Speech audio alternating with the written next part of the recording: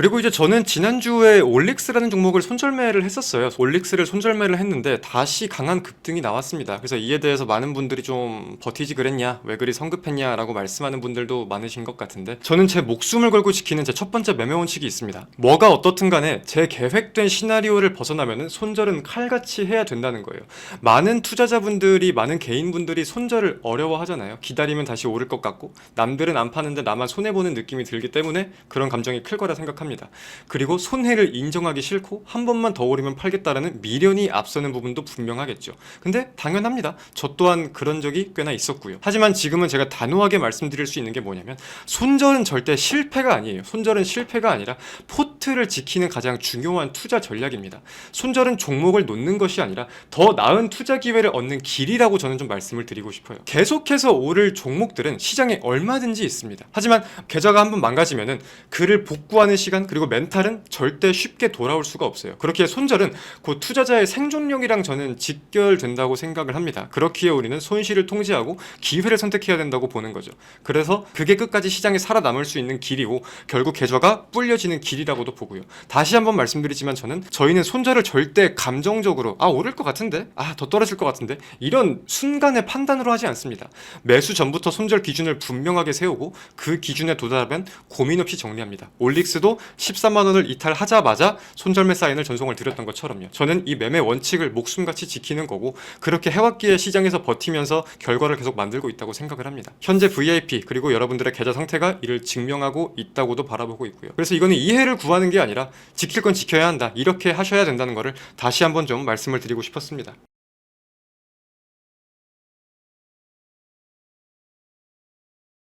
본격적으로 1월 27일 오늘자의 무료 관심 종목 라이브 방송을 시작해 보겠습니다. 저는 오늘자의 방송을 진행하고 있는 AP투자연구소의 이호수고요. 모쪼록 오늘 하루도 유익한 시간이 될 수 있도록 최선의 노력을 다해 보겠습니다. 자, 전일 미국 증시부터 살펴보며 방송을 시작해야 할 텐데 그 전에 몇 가지 말씀만 좀 드릴게요. 먼저 원래 방송을 진행하고 계신 저희 김용재 소장님은 지금 도롱사를 하고 있는데 소음이 너무 심해서 방송을 진행할 수 있는 환경이 아니라고 하십니다. 저도 오늘 아침에 사진을 받았는데 잠깐 보여드릴게요. 보면은 지금 뭐 이런 식으로 공사가 진행되고 있어가지고 방송을 할 수 없으시다고 말씀을 하십니다. 근데 그러면서 함께 말씀하신 부분이 있습니다. 호수야, 무료 관심 종목 방송은 리딩이 아니야. 그 시청자분들께도 철저하게 말씀을 드려야 하고 내 생각에 대해서만 짧게 얘기를 할게. 자, 지금 무료 관심 종목 중에 할인 지주는 아까 목표가를 조금 2.5%를 넘어갔던 것 같은데 정규장에서도 비슷한 흐름이 유지될 시 성공적으로 본인들의 관점에 맞게 수익 실현을 하면 된다 말씀을 하셨고, 그리고 화신이라는 무료 관심 종목 현재 보유 중이라고 알고 있습니다. 종가 기준 9,000원을 이탈하면 위험할 수 있으니 손절매가 현명할 수 있다라는 저희 김용재 소장님의 의견 정도는 같이 전달을 드리면서 오늘 방송을 시작하겠습니다. 실시간으로 트럼프가 대한민국의 관세를 10% 증가시키겠다라고 밝혔습니다. 원래 한국과의 상호관세가 15%였는데 그게 25%로 올리겠다라고 밝힌 부분들이 있어요. 그에 대한 내용을 보면은 한국과의 무역 협정에 대해서 우리는 분명히 성공적인 협정을 맺었다고 생각을 했지만 대한민국에서는 이행을 하지 않고 있다. 그렇기에 나는 15%의 상호 관세를 25%로 올릴 것이다 라고 공식적인 발표는 없었지만 본인의 SNS에 의견을 올렸습니다. 그래서 해당 내용들을 가지고 관세에 대해서 가장 민감하게 보일 수 있는 자동차나 배터리 관련된 매도 물량이 좀 강하게 보이고 있는 것 같은데, 일단 국내 증시에서 오늘 관련된 흐름을 잘 살펴볼 필요는 있을 것 같고요. 사실상 대한민국 정부에서 관련된 내용이 승인되지 않았던 이유라고 하면은 국회에서 관련 법안 통과가 조금 지연이 되고 있었다는 내용들이 있는 것 같습니다. 그렇기 때문에 사실상 상호관세 재인상에 대해서는 증시 추세에 제한적인 영향을 끼치지 않을까라고 생각을 하고요. 사실상 통과만 되면은 곧바로 원복이 될 수 있다고 보기 때문에 단기 노이즈성을 가진 재료로 접근하는 게 맞지 않을까 싶습니다. 근데 우리가 여기서 분명하게 알아둬야 될 건 뭐가 있냐면, 최근 국내 증시에 되게 묻지마 매수세가 많이 유입이 되었어요. 이거는 모든 분들이 알고 계실 겁니다. 그럼 그 묻지마 매수세에 대한 투매 물량이 과연 얼마나 나올지는 미지수이다. 맨 처음에 시작을 안 끊으면은 제한적인 변동성을 보일 수 있겠지만 누군가 한번 스타트를 끊으면은 그에 대한 묻지마 매수가 들어온 만큼 묻지마 투매 물량도 함께 나올 수 있는 그 가능성을 열어둘 필요는 있다. 그렇기 때문에 저점을 맞출 수는 수는 없지만 계속해서 저점별 시나리오를 세울 필요는 있겠다고 생각이 들어요. 지금은 뭐 트럼프가 SNS에 언급한 목재나 자동차 관련된 품목들만 언급이 되고 있는 것 같지만 결국 그 게시글을 해석해보면 상호 관세에 포함된 모든 품목들이라고 나와 있는 걸로 제가 확인을 했거든요. 그렇기 때문에 그에 대한 충격을 일단 단기적으로는 볼 필요가 있을 것 같습니다.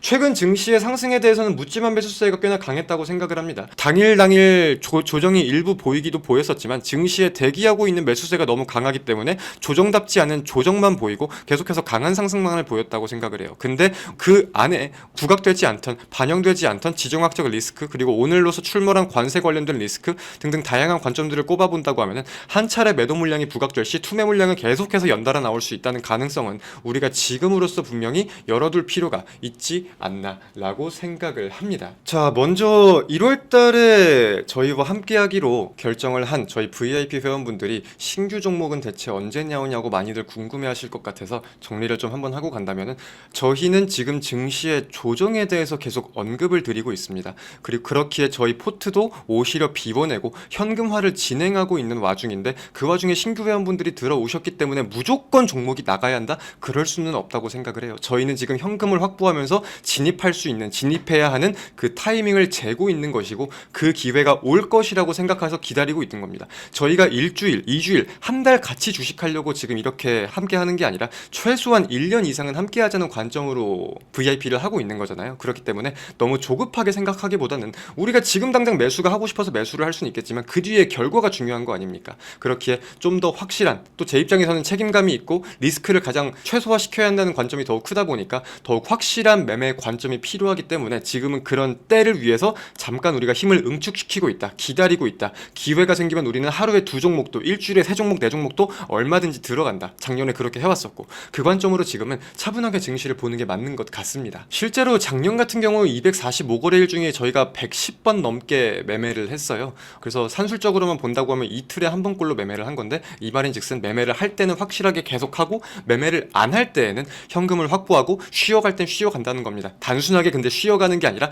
그때 우리가 뭘 하냐, 우리가 증시가 이렇게 되면 뭘 들어갈 건지, 어느 가격에서 들어갈 건지 그걸 계속해서 의견을 공유하고 전략을 짜면서 그 시나리오가 대입이 되면, 증시에서 그런 흐름이 보이면 그때 현금을 우리가 공격적으로 투입을 하는 거예요.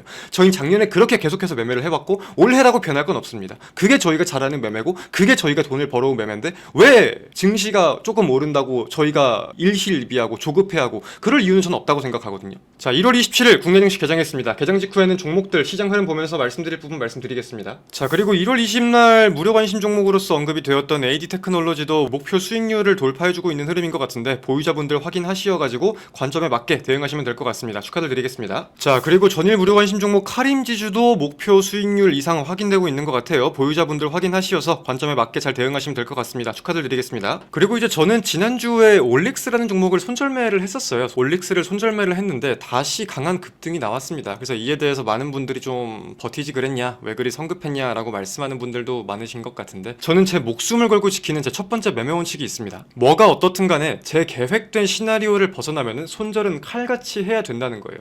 많은 투자자분들이, 많은 개인분들이 손절을 어려워하잖아요. 기다리면 다시 오를 것 같고 남들은 안 파는데 나만 손해보는 느낌이 들기 때문에 그런 감정이 클 거라 생각합니다. 그리고 손해를 인정하기 싫고 한 번만 더 오르면 팔겠다라는 미련이 앞서는 부분도 분명하겠죠. 근데 당연합니다. 저 또한 그런 적이 꽤나 있었고요. 하지만 지금은 제가 단호하게 말씀드릴 수 있는 게 뭐냐면 손절은 절대 실패가 아니에요. 손절은 실패가 아니라 포트를 지키는 가장 중요한 투자 전략입니다. 손절은 종목을 놓는 것이 아니라 더 나은 투자 기회를 얻는 길이라고 저는 좀 말씀을 드리고 싶어요. 계속해서 오를 종목들은 시장에 얼마든지 있습니다. 하지만 계좌가 한번 망가지면은 그를 복구하는 시간, 그리고 멘탈은 절대 쉽게 돌아올 수가 없어요. 그렇기에 손절은 그 투자자의 생존력이랑 저는 직결된다고 생각을 합니다. 그렇기에 우리는 손실을 통제하고 기회를 선택해야 된다고 보는 거죠. 그래서 그게 끝까지 시장에 살아남을 수 있는 길이고 결국 계좌가 불려지는 길이라고도 보고요. 다시 한번 말씀드리지만 저희는 손절을 절대 감정적으로 오를 것 같은데, 더 떨어질 것 같은데 이런 순간의 판단으로 하지 않습니다. 매수 전부터 손절 기준을 분명하게 세우고 그 기준에 도달하면 고민 없이 정리합니다. 올릭스도 13만원을 이탈하자마자 손절매 사인을 전송을 드렸던 것처럼요. 저는 이 매매 원칙을 목숨 목숨같이 지키는 거고 그렇게 해왔기에 시장에서 버티면서 결과를 계속 만들고 있다고 생각을 합니다. 현재 VIP 그리고 여러분들의 계좌 상태가 이를 증명하고 있다고도 바라보고 있고요. 그래서 이거는 이해를 구하는 게 아니라 지킬 건 지켜야 한다. 이렇게 하셔야 된다는 거를 다시 한번 좀 말씀을 드리고 싶었습니다. 자, 오늘 코스닥이 아직 하락 흐름이 유지되고 있는데 네이버가 매우 수급이 강하네요. 네이버는 다시 한번 되새깁시다. 이런들 어떠하고 저런들 어떠하리. 자, 26%가 다시 넘어섰네. 고점 돌파했네. 어떡하지? 다시 한번 되새깁시다. 이런들 어떠하고 저런들 어떠하리. 이호수가 왜 36만원까지는 최소한 봐야 한다고 말을 했고 우리가 지금 어떻게 가져가고 있는 관점인지, 증시가 뭐가 나오던 뭐가 어떻게 되던 왜 네이버가 탈락을 해서 폭락이 나와도 왜 가만히 있었는지 다시 한번 되새깁니다. 이런들 어떠하고 저런들 어떠하리. 하락장 들어가면 단기 관점으로 보는 종목이 많아지는 걸까요? 그거는 전략을 어떻게 설계하냐에 따라 다를 것 같은데, 저 같은 경우는 2026년을 본다고 했을 때 예기치 못한 급락이 많이 나올 거라고 말씀을 드렸습니다. 그리고 이 예기치 못한 급락을 어떻게 활용하냐에 따라서 계좌별 수익률이 어마무시하게 갈릴 거라고도 말씀을 드렸어요. 그러면 저희가 접근하는 방법은 어렵지 않습니다. 사실상 이 하락은 구조적인 펀더멘털에 큰 영향을 주는 이슈를 가진 하락이라기보다는 단기적인 급락이나 조정일 가능성이 높다. 그렇기에 남들이 공포에 떤다고 할 때 들어가는 사람들이 수익률이 조금 높지 않을까라고 생각을 해요. 그리고 그를 위한 준비 작업이 상승장에서 필요하다고 생각을 하고 저희는 지금 이 과정을 거치고 있는 거죠. 여기서부터 근데 저점이 어디일지는 맞출 수가 없어요. 조정이 한 달이 나올지 두 달이 나올지 일주일이 나올지 이건 아무도 모르는 겁니다. 그렇기에 우리가 원하는 구간 아래에서는 그냥 여기서 한번 담고 여기서 한번 담고 여기서 한번 담는다. 이렇게 차분하게 긴 호흡으로 접근을 하면은 또 우리가 작년에 성광밴드도 그렇고 큰 긴 호흡으로 크게 봐서 좀 많이 먹었던 것들이 있듯이 같은 관점으로 또 잘 매매를 할 수 있지 않을까. 저는 그렇게 생각을 합니다. 종목 하시는 분들 조금만 기다려 보세요. 지금 조급할 그게 없다고 수차례 말씀을 드리고 있는데, 신규 회원분들이 많이 들어왔다고 해서 그분들이 종목을 원한다고 해서 무차별적으로 제가 종목을 드릴 수는 없는 일입니다. 저희가 운영하고 있는 포트가 있고 저희의 계획과 전략이라는 게 있잖아요. 그러면은 어차피 1년 이상 함께 할 생각으로 지금 진입을 하시는 건데, 가입을 하시는 건데, 그걸 무작정 지금 우리는 가입했으니까 무조건 돈을 벌어야 돼. 그게 아니라 그 타이밍과 포트의 결을 계속 맞춰가는 거죠. 가입하신다고 해서 제가 모든 보유 종목 지금 매수하세요라고 말씀드리지 절대 않아요. 절대 그렇게 안 합니다. 한 종목, 두 종목 지금 매수 가능합니다. 이건 신규 매수하겠습니다. 그러면서 한 달, 두 달, 세 달 함께 하면서 저희와 포트의 결을 맞춰가는 거지, 저희는 단타 매매 그런 거 안 합니다. 고점에서 물린 사람들 패턴 말해줄까요? 먼저 일단 주식 열풍이라고 하니까 삼성전자, SK하이닉스, 현대차 이런 대형주들을 삽니다. 나도 주식을 하긴 해야 될 것 같은데 내가 아는 건 이것밖에 없으니까. 근데 안 올라. 지금 뉴스를 보면은 어마무시하게 증시가 오른다는데, 바이오가 지금 다 상한가를 간다는데 안 올라. 그러면 이제 거기서 포모 현상을 느끼고 그래도 그 나름대로 조금 큰 바이오, HLB, 신풍제약도 포함시켜야 되나?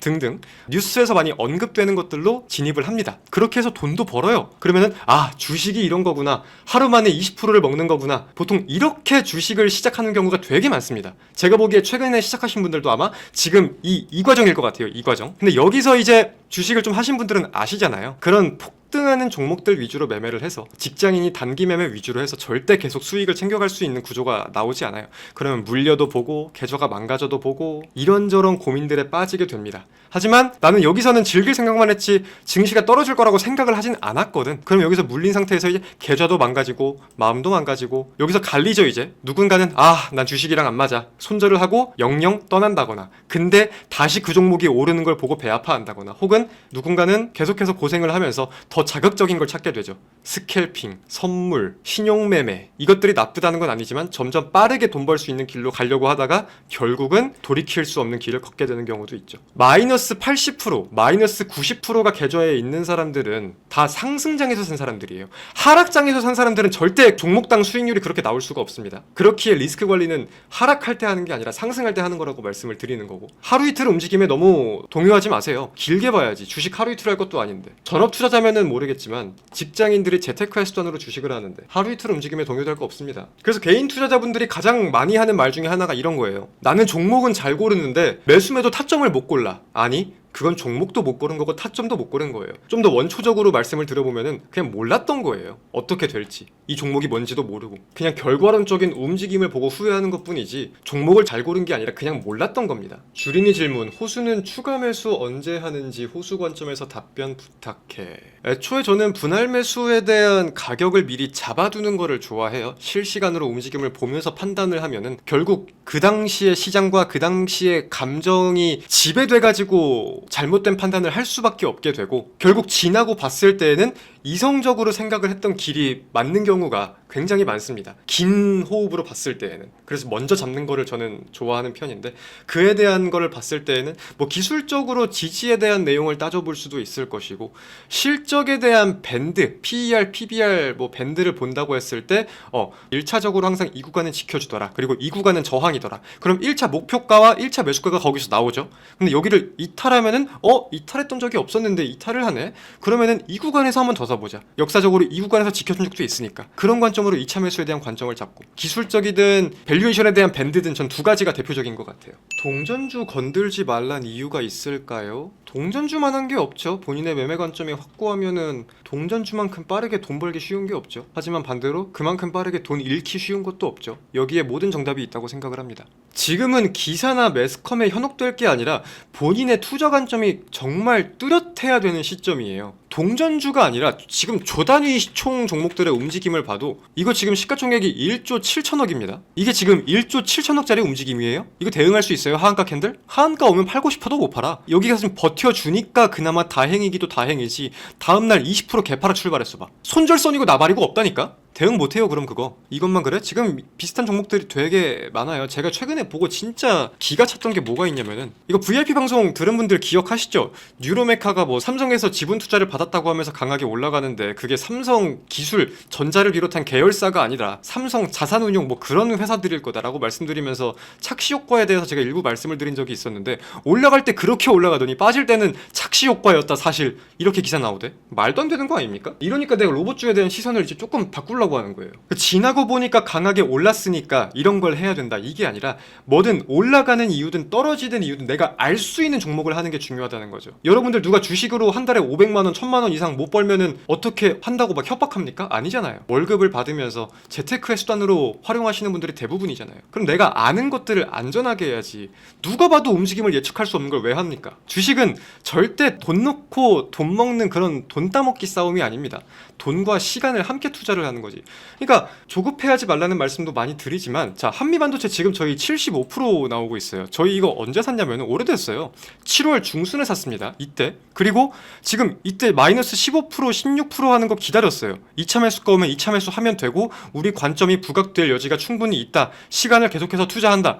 그리고 지금 이 파동을 다 먹고 있는 거잖아요. 여러분들은 중장기에 100%, 200%, 500%의 수익률을 원하시고 워렌 버핏이 되기를 원하시면서 왜 시간을 투자할 생각은 못 하십니까? 한정기술? 마찬가지예요. 한정기술 지금 53% 나오고 있는데 매수하고 바로 떴습니까 이게? 아니에요. 이거는 매수 언제 했지? 12월 초에 했으니까 이때 매수했거든요. 매수하고 손실권으로 접어들었어요. 5, 6%? 근데 신규 회원분들 이때 입장하실 때 계속 말씀드렸어요. 한정기술, D&D 파마텍은 2026년을 위해서 우리가 지금 사둬야 하는 종목들이다. 부담 없이 지금 매수하면 된다. 공식 매수가보다 아래에 있다. 수차례 말씀드렸습니다.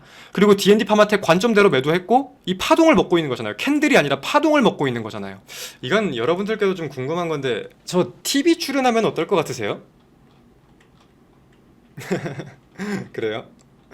여러분들한테 뭐 무슨 경제 팁이다 하는 주식 방송이 도움이 많이 되세요? 반대로 저한테도 그럼 도움이 될까요? 생각이 좀 하고 있는데, 제가 이걸 왜 여쭤보냐면은 요즘에 허구한 날 회사 이메일로 그 출연 요청 연락들이 많이 오거든요. 근데 좀 이상한 게 뭐냐면은, 아니 이거 출연 섭외가 왔으면은 출연료를 받아야 되는 거라고 생각을 하는데 오히려 출연료를 내야 된대요, 제가. 그러니까 뭐 이제 각 시간대별로 가격이 있고 얼마나 출연하냐에 따라서 금액도 달라지고, 뭐 이제 카톡방이나 회사 홍보 문구 이런 거 노출시키면은 돈 좀 더 내면 해줄 수 있다 뭐 이렇고, 그게 다 정해져 있더라고요. 그래서 막말로 이제 돈 내고 출연해가지고 뭐 카톡방 들어오시면은 더 좋은 종목 드립니다, 아니면 2번으로 연락 주시면 종목 상담 뭐 도와드리겠습니다. 연락드리겠습니다. 글쎄 이게 모르겠어요. 그렇게 출연을 하는 게 저한테 좀 도움이 될까 싶은 생각이 좀 있는데 지금 창피할 것 같기도 하고 뭐 전문가랍시고 이러쿵저러쿵 좀 떠들다가 번호 남겨주세요. 이렇게 카톡방 들어오세요. 이렇게 끝내는 게 조금 그렇죠. 저는 뭐 TV 출연 하려면 언제든지 할 수 있어요. 할 수 있는데 조건이 있습니다. 돈을 내고 출연하는 거는 아닌 것 같고